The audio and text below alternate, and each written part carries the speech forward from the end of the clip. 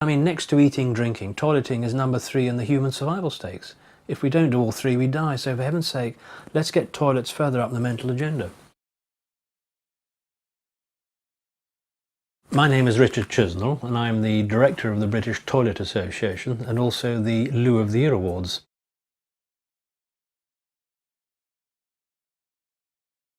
And we have, I think, currently about 110 different inspection criteria.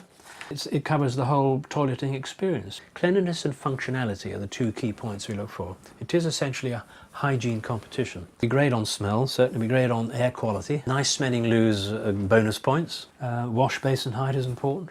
Do we have to wipe the seat? Can you lock the door? Has it got a lock? Has it got a coat hook? Has someone nicked it? Personally, I take the jacket off when I sit down on the toilet. Where do I put it? We're trying to raise the thinking here. The cubicles, can you get in them? Are they too cramped, too small? What's the condition of the WC bowls and the seats? Are they clean? What about around the hinges where it all tends to get grubby? Tissue provision. It's inexcusable to go into a cubicle and find no toilet paper. The height and can people peer over, because we have some very funny toilet habits in this country, particularly in the male toilets, people drilling holes through cubicles so they can peer in. I mean, you've no idea some of the behaviour that goes on. People have fiddled with the taps, the hot tap and the cold tap, the tops have gone. This is one of the favourite occupations.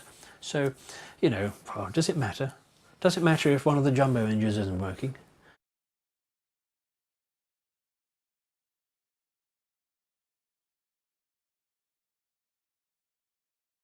We have a team of inspectors that go around unannounced. Every entry gets an unannounced visit. They all wear their identities. Here's one of mine. So we never go into a toilet without wearing our identity.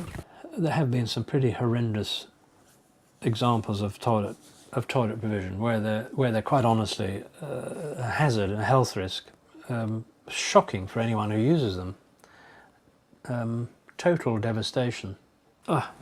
Even the French and the Germans were walking out of it.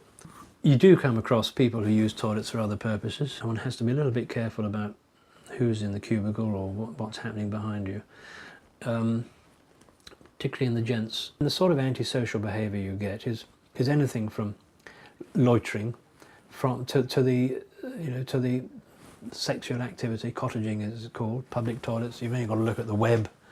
I gather.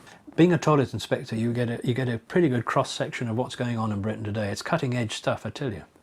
Public toilets have this history of being used for illegal substance abuse. There were 2 deaths in Blackpool last weekend. It's not very nice to find someone dead in a toilet because they've taken a drug overdose. A sense of humour is very important, because you need one, I tell you. These are the people that are not only keeping our toilets sparkling, they're actually playing a major role in Britain's reputation abroad. But for their skill, their dedication, and their willingness, often in the face of great adversity, we owe them a great debt. Jim Burbank was a national award winner for the Attendant of the Year award. I mean, heroes. Some of the attendants in Scotland, very well known worldwide. Weston-super-Mare, lovely toilets. They had a grotto to Princess Diana in the toilet. And Prince Charles visited the Rothsay Pierhead toilets in the Isle of Bute. I mean, the attendants dress in Victorian costume. So these are tourist attractions in their own right. It's lovely to see some of the tears rolling down the cheeks when they come up and pick up these awards at the presentation ceremonies, because it's the first time in their working life, it could have been 20 or 30 years, that someone's actually recognised the efforts they're making. I want to fill the Albert Hall with several thousand toilet cleaners around Britain, and I'd love the Queen or somebody to come down and say, well done, Having been to Beijing to deliver a paper at the 2004 World Toilet Summit, their toilets have TVs, telephones, suites, settees. It's a visitor comfort station. Let's just get some creative thinking into toilets. Let's have different types of hand drying. We don't have hot air dryers in our homes, but why do we always have to use them when we go out somewhere? We started a whole new debate about whether we should be using tissue or not. Now, of course, we say we don't like these Muslim toilets or Asiatic toilets because they don't use tissue. How do they clean themselves? They use their hand, or they use a douche. Who's to say that what they've practiced in the Muslim countries or Far East and countries all the centuries or all their lives is not the better way than than stuffing our bowls endlessly full of tissue. I always tell visitors, if you want a good toileting experience, toilet tour should start at Evesham.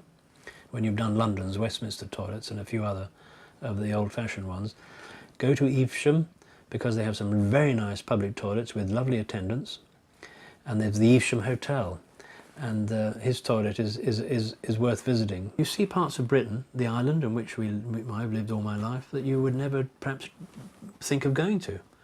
I've been round the tips of Scotland lots of times, Mull and Skye and all the rest of it. Always remember them. And you know, we met the Queen Mother on a couple of occasions, going around the tip of Scotland. Once, when coming down, we stood outside the church for 10 minutes. It was a Sunday, and she came down with her staff in her Range Rover, and she said, "Oh, come in," in her wonderful way. And I didn't have the heart to say, "I'm sorry, ma'am, I'm judging toilets. I have to be on my way."